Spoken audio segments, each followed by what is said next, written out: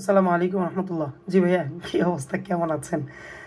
আমি আজকে একটা আপনাদের বিষয়, যারা মাদ্রাসায় পড়ে তাদের বিষয়ে একটু কথা বলতে চাচ্ছি। আমরা যারা মাদ্রাসায় পড়েছি, যাদের ধারণা যে আমরা শুধু মাদ্রাসায়ই কাজ করতে পারি, আমরা শুধুমাত্র আমাদের দৌড় হচ্ছে যে, যেটা বলে যে হুজুরদের দৌড় হচ্ছে মসজিদ পর্যন্ত। আসলে না, আলেমরা সব কাজই পারে। আর আমার মনে হয় যে আলেমরা শুধুমাত্র মাদ্রাসার ভিতরে থাকলে হবে না, বা যারা হাফেজ, মাওলানা, মুফতি, হ্যাঁ? আমার মনে হয় যে শুধুমাত্র তারা মাদ্রাসা, মসজিদ বা শুধু মাদ্রাসা কেন্দ্রিকটা না থাকা, আমি মনে করি এখন জরুরি হয়ে পড়েছে।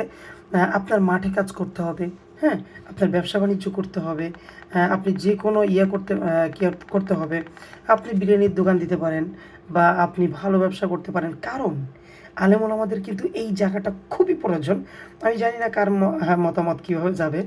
তবে আমি মনে করি আলেম ওলামাদের ব্যবসা করা এখন ফরজ। কারণ আলেম ওলামারা যদি ব্যবসা করে, কোনো দিন ক্রেতা ঠকবে না। তারা কোনো দিন এই জিনিসটা চিন্তা করবে না যে আমি তো ১০ টাকার জিনিস ৫০ টাকা তার থেকে চেয়ে নিয়েছি, তার মানে এটা হালাল না। এটা কিন্তু জুলুম হচ্ছে, এটা বুঝতে হবে। এই কারণে আলেম ওলামারা ছাড়া যারা আছেন, যারা মাদ্রাসায় পড়ে না, যারা মাদ্রাসায় পড়ে নেই, তারা যদি ব্যবসা করে, তারা হয়তো বা চিন্তা করবে এটা তো আমি চেয়ে নিয়েছি, এটা তো আমার দোষের কিছু না, উনি আমাকে দিয়েছে। কিন্তু আসলেই কিন্তু এটা একটা জুলুমের পর্যায়ে চলে যায়।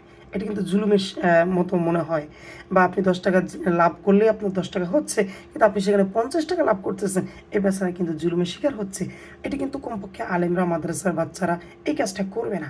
এই কারণে আমার একটা মানে একটা মনের আশা যে আমার মনে হয় আলেম ওলামারা যারা মাদ্রাসায় পড়ালেখা করেন, তাদের অনেক, অনেক, অনেক জরুরি মাঠে সব জায়গায় খাটা।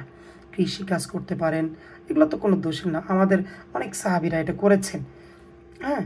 অনেক সাহাবীরা করেছেন, অনেক নবীজিরাও করেছেন। এই কারণে কোনো কাজকে ছোট করা যাবে না, কোনো কাজকে ছোট মনে করা যাবে না। যেমন আমাদের হযরত মুহাম্মদ সাল্লাল্লাহু আলাইহি ওয়াসাল্লাম, আমাদের প্রিয় নবী, উনিও কিন্তু কারো ইয়েতে কাজ করতেন। বিষয়টা হচ্ছে এরকম, আমরাও কিন্তু কারোর আন্ডারে কাজ করতে পারি। তবে হ্যাঁ, শুধু মাদ্রাসা, মসজিদ না, আমরা যেকোনো লেভেলেই কাজ করতে পারি। আমরা দোকানে কাজ করতে পারি, হ্যাঁ? কারণ আমি যেটা বললাম, আমরা নিজে যদি উদ্যোক্তা হই, তাহলে অনেকজনকে কাজ দিতে পারবো। এটা কিন্তু আলেমদের জন্য অনেক জরুরি।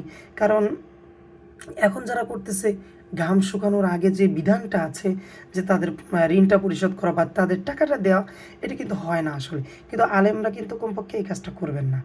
এই কারণে আমার মনে হয় আলেমরা এখনই চিন্তা করা উচিত, এখনই উদ্বুদ্ধ হওয়া উচিত, আমি ব্যবসা করব। হ্যাঁ, আমি শুধুমাত্র মসজিদ মাদ্রাসার মধ্যে লেগে থাকবো না।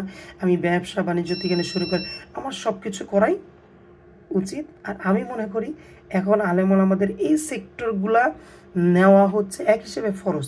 তাহলে স্বাভাবিক যে মানুষগুলা আছে, তারা কমপক্ষে এই ধোঁকাবাজি বা এই ২ নম্বরি বা এই বেশি দাম নেওয়া, এখান থেকে হয়তোবা কিছুটা হলেও স্বস্তি পাবেন ইনশাআল্লাহ। জানাবেন আপনার মতামতটা।